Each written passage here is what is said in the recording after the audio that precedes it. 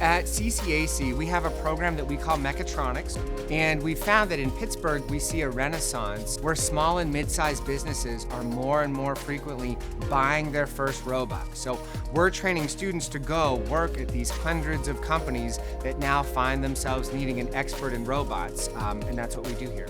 Before StandardBots was in the mix, our classrooms really consisted of primarily robotics that came from overseas. Our endowed professor, Justin Starr, he brought them to us saying, oh, these are American-made robots and we've got to get our students on this as soon as possible. We've started with a loaner unit that StandardBots was kind enough to let us borrow.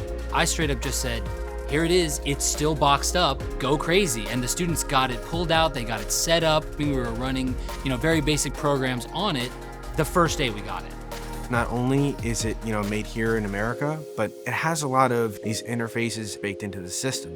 So I can have exposure to vision learning systems and all this advanced technology that, can be somewhat hard to acquire in any other way. The thing that really draws me to it is definitely the software aspect of it. I think StandardBot takes these advanced concepts, these different vision systems, and it makes it user-friendly so that anybody can learn how to use this. In 15 minutes, you can already be on your journey to programming this in a controlled way.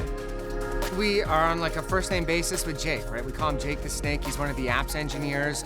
But when we have a request, we can call and someone picks up the phone to help us answer our question. And they just don't hesitate to be hands-on. So we really value that. In the future, everything will be much easier with the implementation of new technologies like StandardBots, and there's never been a better time to get their feet wet than right now.